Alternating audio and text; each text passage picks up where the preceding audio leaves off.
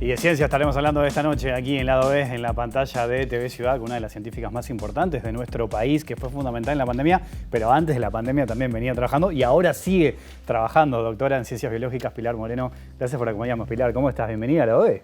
Bueno, muchísimas gracias por la invitación. Bueno, vamos a hablar un poco de todo, pero la biología, seguramente la química, te gustaban desde chica, en la escuela, en el liceo. ¿Cuándo descubriste tu vocación? ¿Cuándo dijiste, bueno, me meto en la ciencia y me dedico a esto? Bueno, la verdad siempre cuento que envidio un poco a aquellos científicos que tienen esa vocación tan marcada desde chiquito, que creo que no fue mi caso. Sí, es verdad que en el liceo ciertos profesores me marcaron, una profesora de biología, una profesora de química, y eran materias que me gustaban, pero lo cierto es que no tenía muy claro qué era lo que iba a hacer en el futuro. De hecho, la elección de bioquímica surge en una carrera nueva que en cierta forma conjugaba dos de las materias en las cuales me sentía cómoda y me iba bien. Y bueno, y decidí incursionar en realidad un poco tirándome al agua, no sabiendo mucho qué era lo que iba a hacer de futuro. Y además tengo una familia con un componente humanístico importante. ¿Familia de abogados? Abogados, escribanos. Entonces, claro, cuando planteé la situación de voy a hacer bioquímica, lo primero que surge, que creo que sigue surgiendo a veces, es de qué vas a vivir, qué vas a hacer en el futuro, qué es exactamente lo que querés hacer. Y bueno, fue un camino de muchos aprendizajes, o sea, y de muchas incertidumbres, ¿no? Yo siempre digo que tampoco era la mejor de mi clase, a veces uno tiene ese sesgo de que los científicos son todos extremadamente inteligentes o a todos les iba muy bien. Y en realidad yo iba bien, normal, y tenía esa incertidumbre de si iba a poder realmente con una carrera de la cual no conocía. Y bueno, creo que fue un camino y un proceso que fue re lindo y me llevó a estar ahora en un lugar donde me gusta lo que hago, donde estoy muy cómoda. Está como eso instalado de que los científicos, las científicas tienen respuesta para todo, ¿no? Más o menos, que lo vamos a buscar esperando una respuesta. Exacto, pero en realidad, sinceramente, tenemos mucho menos respuesta de lo que la gente cree. De hecho, nosotros estamos todo el tiempo buscando respuestas y a veces está ese concepto de que tenemos que saber de todo, y soy bioquímica, entonces abarco todas las áreas, y en realidad capaz que sé mucho de una pequeña área de la biología. Y eso también es la realidad, uno se va especializando y sabe mucho de los temas en los cuales trabaja y quizás sabe menos del resto de los temas. Y es parte de la especialización. Claro, bueno, Pilar, fuiste fundamental en la pandemia, trabajando junto a Gonzalo Moratorio, otros también profesionales, pero a la par con Gonzalo trabajaron duro y parejo. Mencionaba recién el desarrollo del kit, que fue fundamental también.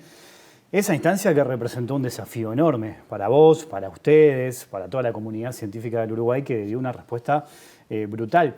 Y hoy también estás trabajando, liderando un proyecto, un equipo, como docente, a cargo de un montón de estudiantes, un rol importantísimo, muy interesante. ¿Qué te dejó? Si te pido que en pocas palabras me definas esa experiencia de la pandemia, de tener que responder prácticamente de la noche a la mañana ante un desafío importantísimo, y de lo que hoy vos le podés trasladar a todos los estudiantes que tenés mirando hacia el futuro también. Yo creo que me dejó mucha satisfacción, ¿no? De haber logrado en un momento que era importante para el país poner a la ciencia en un lugar de responsabilidad.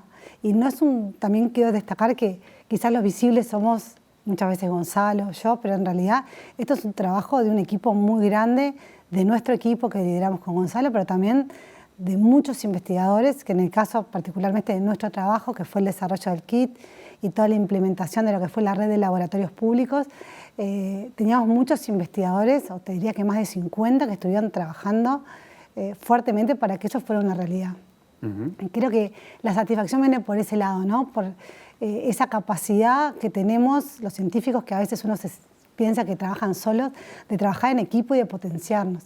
Y cómo cuando tuvimos un objetivo común y un problema en común que podíamos resolver y sabíamos que teníamos las capacidades, pudimos trabajar colaborando todo el tiempo para que realmente hacer un aporte, digamos, a la sociedad. Y creo que eso es lo más importante. Bueno, obviamente que el trabajo de ustedes fue muy importante, pero después descubrimos como otra faceta, yo te lo decía recién antes de salir al aire, que fue la faceta de los comunicadores, porque ustedes obviamente que saben mucho, pero en un momento en la pandemia hubo que salir a los medios a explicarle a la gente lo que estaba pasando y ahí tuvieron que asumir ciertos desafíos. Vos más o menos tenías un perfil bajo que te costaba como salir a hablar con los periodistas, con los distintos medios, pero creo que también sentiste una necesidad un día de decir, bueno, vamos a contar qué es lo que estamos haciendo y dónde estamos parados, ¿no? ¿Pasó por ahí también el tema? Sí, exacto. Sí, creo que es eso. Tuvimos que salir, algunos tenían más herramientas o innatamente se movían mejor en los medios, a otros, a mí capaz que me costaba un poquito más. Eso de salir, de exponerme, de tener que explicar algo que era científico para el público en general.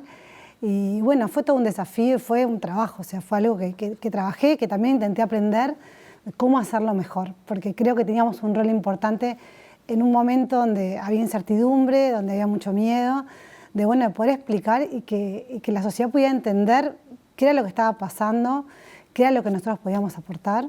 Y bueno, en definitiva mostrar un poco nuestro trabajo. Fue un desafío lindo.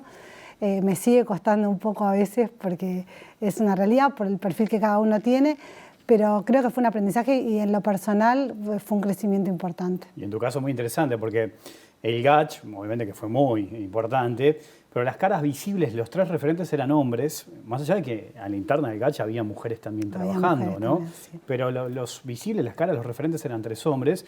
Y en tu caso también salir como mujer y mostrar que estabas trabajando a la par de Gonzalo, también otro científico importante del Uruguay, era un elemento interesante a tener en cuenta. Y acá me meto en la cuestión de género. ¿Qué significa ser científica hoy en Uruguay? ¿Tuviste problemas? ¿Tuviste obstáculos? ¿Cómo fuiste sorteando lo que se te presentó? Yo siempre digo que, viendo en retrospectiva, me siento que fui una privilegiada, ¿no? Porque siempre tuve mucho apoyo desde lo que fue, desde los inicios de mi familia, más allá de que no sabía mucho qué era lo que iba a hacer. Siempre tuve apoyo en cada uno de los momentos. Cuando empecé facultad y hice mi tesis de doctorado, tuve un jefe como el doctor Juan Cristina, que sinceramente siempre tuvo un respaldo y siempre tuve a alguien que me alentó a seguir adelante. Pero lo vivo como un privilegio porque esa no es la realidad. O sea, más allá que a veces siempre se pone en el tablero de decir, si llegó fue porque se puede. Y eso es relativo. O sea, quizás uno tiene que saber bien cómo es la historia atrás. Y yo creo que tuve muchos privilegios que muchas otras mujeres no tienen. Y eso es algo que tenemos que trabajar. De hecho, si uno mira las estadísticas, más del 50% de las estudiantes que hacen ciencia son mujeres, pero cuando empezamos a escalar en el sistema científico, por ejemplo, el Sistema Nacional de Investigadores, que nos categoriza a los científicos en base a nuestra formación, tenemos candidato a investigador nivel 1, 2 y 3. En candidato a investigador, más de la mitad son mujeres, pero cuando empezamos a escalar en los puestos de mayor liderazgo, mayor visibilidad y mayor nivel académico, que es el nivel 3, se invierte totalmente y hay solo un 14% de mujeres representadas en ese nivel. Es como que es una gráfica de tijeras, se invierte totalmente. Y esas son las cosas que de a poco debemos generar políticas y estrategias para ir cambiando, para ir revirtiéndolo. Creo que estamos en un momento de mucha efervescencia, donde se está visibilizando mucho el trabajo y las dificultades que tienen las mujeres para acceder. Y bueno, creo que ese es el camino que tenemos que seguir. Bueno, es un tema importante ese porque, más allá de que obviamente las mujeres trabajan, está comprobado, hay datos que así lo manifiestan, más allá que hemos avanzado. La gran mayoría de los cuidados recae sobre las mujeres, las hijas, los hijos, a veces los adultos mayores, la casa, y eso sumado al trabajo que la mujer realiza fuera de la casa también es un inconveniente, es un obstáculo. ¿Eso también crees que condiciona en la ciencia, que eso se ve hoy? La pandemia, por ejemplo, exacerbó esa situación. Porque la pandemia, ¿qué hizo? De repente se cerró todos los lugares de cuidado, se cerraron las escuelas, las guarderías y básicamente todos los cuidados recayeron mayormente en las mujeres. De hecho, hay estudios publicados donde muestran que las mujeres dedicaron mucho más horas a los trabajos en su casa y a la enseñanza de los niños en el hogar que los hombres. Y eso a nivel de las científicas redundó en una disminución de horas de investigación. ¿Qué sucede? Si vos investigás menos, tenés menos resultados y publicás menos, y eso es lo que hace que vos no puedas subir en la carrera científica. Entonces, la pandemia puso de manifiesto algo que ocurría, pero lo exacerbó y lo dejó mucho más de manifiesto. La situación de las mujeres teniendo menos horas en el trabajo científico. ¿Y qué pasa? Las mujeres jóvenes son las que más perjudicadas se ven, porque si trabajan menos, hacen menos investigación, publican menos, más les va a costar ascender en la carrera académica. Eso en Uruguay a nivel mundial, ¿no? Y pasa, por ejemplo, con los posgrados, el hecho de poder ir al exterior, porque pienso que mujeres que capaz que tienen sus hijos dice, bueno, si me voy me tengo que ir con ellos, o capaz que no me voy porque me tengo que quedar con ellos. ¿Eso se ve también? Sí, cada vez en realidad hay más facilidades para irse, también hay facilidades para hacer posgrados en el país, pero lo cierto es que obviamente siempre es un obstáculo más que hay que vencer. Como te digo, creo que cada vez hay más facilidades y, digamos, y el camino se allana más para que sí se pueda hacer una carrera científica, pero bueno, todavía falta, ¿no? O sea, estamos, digamos, sacando las piedras de camino para que se pueda avanzar más rápido. Hablábamos del momento crítico de la pandemia, que seguramente le dedicaste muchas horas por día a estar en el laboratorio trabajando fuera de tu casa. ¿Te pasó que te cuestionaran, bueno, qué pasa con los niños? ¿Dónde dejaste los niños? ¿Cómo te armaste la rutina para poder responder? Bueno, tuve la suerte que mi marido se quedó en mi casa y yo fui la que salí a trabajar, ellos se quedaban en casa. Y sí, pero uno lo tiene como incorporado también. Uno se siente a veces un poco culpable de no estar, porque siente que es el rol que tiene asignado. Son estas cosas las que tenemos que modificar para las próximas generaciones, que no sientan que solo debe recaer en ellas, sino que los cuidados de los hijos es un cuidado compartido. Y a eso tenemos que aspirar, a que también lo sientan así. Yo tuve nuevamente un privilegio, tuve la suerte de que me ayudaran, pero lo vivo como una suerte y no como algo natural. Entonces se debería ver como algo natural y que es parte de la vida, como la corresponsabilidad. La ciencia se puede decir que es como ir corriendo detrás de la liebre prácticamente, todo el ¿no? tiempo. La pandemia fue eso, era todo el tiempo estar actualizándose a ver qué era lo que estaba pasando. Todo el tiempo, pero la ciencia es así, es siempre correr atrás de la liebre y la liebre siempre corre más rápido. Y la pandemia, exacto, era todos los días buscar información nueva. Y si me decías, esto salió hace una semana, eso ya en la pandemia era viejo, necesitábamos datos prácticamente de 2-3 días para saber cómo se estaba moviendo la pandemia y para ver, digamos, qué era lo que nosotros hacíamos desde acá. En ese sentido, ¿no? Bueno, obviamente ustedes ya venían trabajando de antes, tuvieron que frenar seguramente un montón de proyectos que tenían para atender la pandemia. Hoy se están poniendo al día, si se quiere. ¿Qué cosas quedaron por el camino, por ejemplo? Yo tengo recuerdo, fue un viernes 13 los primeros 4 casos que aparecen de SARS. Nosotros ese domingo nos juntamos con Gonzalo y hacemos un listado de la gente que trabaja con nosotros. Bueno, quién podía llegar a seguir trabajando y quién no, por diferentes cosas. Había una de nuestras estudiantes estaba embarazada, entonces no queríamos arriesgarla. Bueno, otras personas estaban escribiendo alguna tesis. Y bueno, y decidimos que un grupo reducido de gente se quedara trabajando con nosotros. Decidimos parar todos los proyectos de investigación, los del laboratorio, que además involucraban tesis de maestría y doctorado de nuestros estudiantes, para focalizarnos en la pandemia. Y en eso estuvimos más de un año, focalizados exclusivamente en eso. Recién hace unos meses pudimos de a poco retomar, y sobre todo que nuestros estudiantes pudieran retomar sus estudios de posgrado, ¿no? Porque a ellos se les atrasó, si bien tuvieron un tiempo más que habitó el año, y las becas se acabaron. Y bueno, necesitábamos meter el pie en el acelerador para que ellos pudieran defender en tiempo y forma y poder continuar con su carrera científica. Yo mencionaba recién tus distintas responsabilidades, estar al frente también de este proyecto, liderar este proyecto, trabajar con estudiantes, seguramente muchas veces financiar los proyectos, ¿no? Salir a buscar recursos para poder trabajar. Hoy estamos como en la discusión también, en la última rendición de cuentas, las ciencias y distintos científicos vienen reclamando más recursos para el área. ¿Cómo estás viendo esa discusión? ¿Cómo ves a la ciencia uruguaya hoy después de esta pandemia en donde salió bien parada, si se quiere? ¿Cómo estás viendo eso? Yo creo que la pandemia puso de manifiesto algo que existía y que llevó muchos años consolidar, ¿no? O sea, la ciencia y los científicos no salimos de un día para el otro con la pandemia, sino que hay años y años de trabajo, de formación de recursos humanos para llegar al momento de la pandemia y tener un sistema científico-tecnológico maduro como para afrontar esa realidad. Eso llevó obviamente mucho tiempo y también llevó muchos recursos.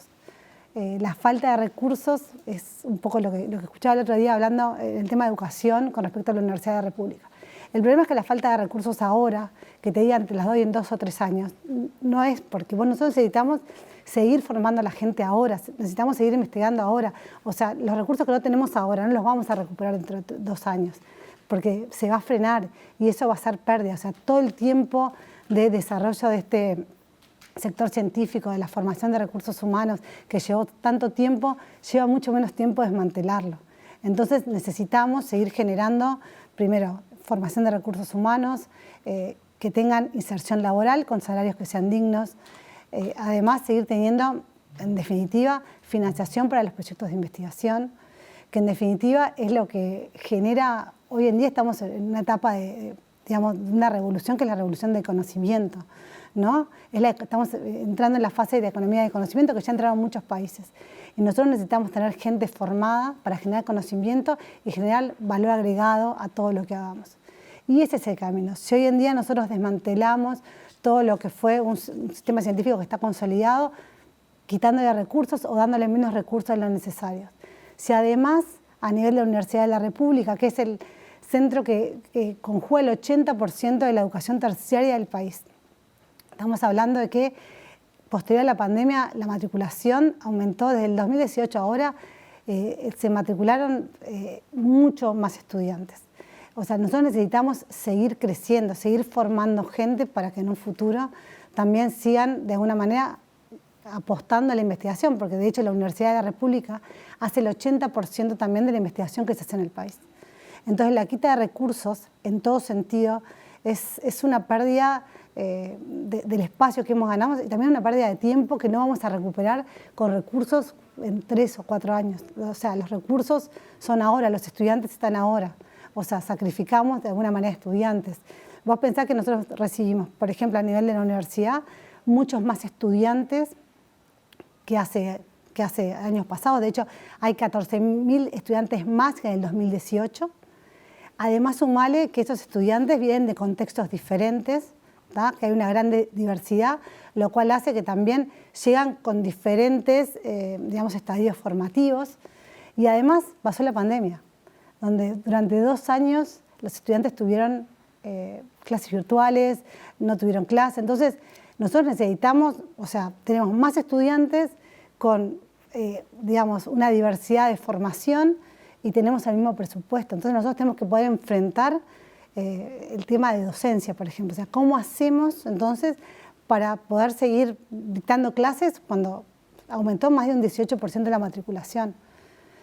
Y además, de hecho, los salarios de los docentes se han mantenido igual. Vos pensás que un grado 2, que yo tengo 2 grados 2 en mi laboratorio que son doctorados, o sea, terminaron su doctorado. Un grado 2, 20 horas, recibe en la mano 18.000 pesos. Y hizo su licenciatura de 4 años, hizo su maestría de 2 años, hizo su doctorado de 3 años. Nosotros necesitamos también asegurarles a las personas formadas una inserción laboral, porque si no lo que va a pasar es que se van a ir. Y en el exterior los agarran encantados porque es gente que va formada y con muchas ganas de trabajar. Nosotros tenemos que tratar de retener a la gente que nosotros formamos. O en su defecto no, en realidad mejor que se vayan, se terminen de formar afuera y que quieran volver y que tengan a dónde volver. Y si nosotros no tenemos un ecosistema que permite ese retorno, va a ser sumamente difícil volver a atraer a los investigadores que se forman afuera. O sea, ¿considerás que con estos recursos asignados se pone en riesgo perder lo que se venía realizando, lo que se había conseguido, en función de esta que acabas de describir? ¿Pensás que ese es el riesgo que hoy tenemos? Totalmente. Yo creo que, yendo a la parte más allá de la ciencia y tecnología, que es fundamental, la parte de educación. O sea, si nosotros pensamos en el Uruguay del futuro, el otro día en la Comisión del Futuro del Parlamento, una presentación sobre el trabajo del futuro, el futuro del trabajo. Y una de las cosas que se hablaba era de la importancia de la formación. En el futuro, la brecha cada vez va a ser más grande entre los trabajos cognitivos que van a poder acceder la gente que está formada y que va a tener mayor remuneración, y aquellos trabajos manuales, los cuales la gente está menos formada y va a recibir menos recursos. Entonces esa brecha cada vez va a ser más grande. Entonces nosotros tenemos que apostar de alguna manera a la educación. O sea, la Universidad de la República es en definitiva el bastión de la educación hoy en día, la educación terciaria en el país, y es una universidad que está en realidad volcada a la sociedad, que es una universidad que es amplia, que es abierta, que es diversa y que le tiene que dar oportunidad a todos. Y para poder darle oportunidad a todos de estudiar, necesita recursos. Y eso, por donde se mire, no hay ninguna duda. Y los recursos, mantener los recursos igual o un poco de recursos no es suficiente. Por ejemplo, tenemos todo lo que son la descentralización de la universidad, todo lo que son las regionales que están en Salto, están en Maldonado, bueno, que permiten que gente del interior que no tiene la posibilidad de venir a Montevideo pueda estudiar. Hoy en día, en el 2021, egresaron 7.000 estudiantes de la Universidad de la República. 700 egresaron del interior del país. Y eso hace la diferencia. Y me parece que eso no lo podemos perder de vista. Pilar, te propongo una pequeña pausa y seguimos conversando, ¿te parece? Buenísimo. En un minutito sigue Lado B aquí en la pantalla de TV Ciudad.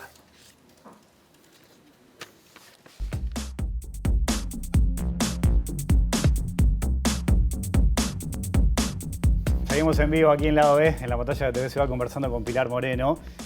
Ya hablamos menos del COVID, obviamente, ¿no? Las vacunas cambiaron todo. Exacto. Absolutamente todo. Más allá de que hablamos menos, ustedes siguen trabajando. ¿Qué es lo que vienen haciendo? Bueno, nosotros continuamos, si bien pudimos retomar con las líneas de investigación propias del laboratorio, seguimos haciendo lo que se llama la vigilancia genómica en tiempo real, que lo que nos permite es, bueno, ver qué variantes genómicas están circulando en el país en tiempo real. O sea, bueno, saber, la semana pasada, bueno, de las muestras positivas que recibimos, bueno, a qué variantes correspondían y ver si eso se acompasa un poco con lo que pasa al resto del mundo. Que un poco fue lo que nos pasó en la pandemia, ¿no? Nosotros teníamos como esa información del futuro porque primero empezó la pandemia en China, se fue expandiendo y Uruguay, si uno ve a veces animaciones donde muestra cómo se movió la pandemia, Uruguay es de los últimos países donde se reportan casos y eso nos permitió tener como información que el resto no tenía, o sea, sabíamos a qué atenernos cuando aparecían las variantes y eso nos permitió de alguna manera por momentos como adelantarnos un poquito. Hoy en día lo que seguimos haciendo es eso, ver qué está circulando, en qué porcentaje, y bueno, y ver eso cómo se acompasa con el tema en el resto del mundo, y bueno, con el tema de los casos. Obviamente la vacunación cambió todo. Nosotros nos encuentra la primera variante, la de Wuhan, la original, con una población que no tiene ningún tipo de inmunidad para un virus como este, y bueno, y se expande rápidamente, con gran cantidad de muertos. Sin embargo, una vez que comenzamos con la vacunación, vemos que si bien circularon otras variantes, la vacunación de alguna manera amortiguó bien todo lo que fue, sobre todo, no los casos en sí, porque Omicron hizo un pico de casos enorme, sí lo que era internaciones en el CTI y muertes. Y bueno, creo que en definitiva a eso era lo que se aspiraba con la vacuna. Hoy en día sigue siendo un virus que circula, que genera casos, que la vacunación ha amortiguado muy bien todas las situaciones graves. Y bueno, lo que tenemos que seguir es atentos, ¿no? Es atentos y también haber aprendido de lo que nos pasó y bueno, y saber que es una posibilidad y bueno, y tener un sistema que esté alerta y pronto para, digamos, como estuvimos en el caso del COVID, bueno, hacer una respuesta rápida. ¿Y es posible esperar nuevos brotes? O sea, vos decís recién, seguimos haciendo el seguimiento de distintas variantes, ¿no? Las vacunas han respondido muy bien ante la amenaza de todas esas variantes que han aparecido, pero de ahí a pensar en un brote, ¿es real eso o no? Existen en algunos países, hay un aumento de casos, que eso es algo que puede suceder. O sea, a veces cuando nos piden que hagamos futurología es muy difícil porque estamos hablando de un virus que hablamos mucho de ese material genético que nosotros tenemos ADN y estos son ARN, que es más fácil de cambiar, de mutar. Entonces, uno nunca sabe hacia dónde puede ir esas mutaciones. Por eso hacer futurología a veces es un poco arriesgado. Todo el tiempo nos preguntaban y es difícil porque uno no sabe hacia dónde se va a mover el virus. Lo que sí sabemos es que la vacuna, más allá que el virus haya cambiado, ha generado una inmunidad que tiene cierta protección frente a las variantes que hasta ahora han circulado. De hecho, Moderna ya sacó vacunas actualizadas con las variantes nuevas y bueno, eventualmente no se descarta que mañana se dé algún booster, algún refuerzo, digamos, con alguna vacuna, pero por ahora no se está planteando por lo pronto en el Uruguay. Pilar, te agradezco mucho tu visita esta noche. No, aquí muchísimas gracias a ustedes por la invitación. Hasta la próxima. Nosotros nos vamos, se viene Minutos de la Letra Chica, volvemos mañana en vivo a las 20 horas. Que pasen bien, chao.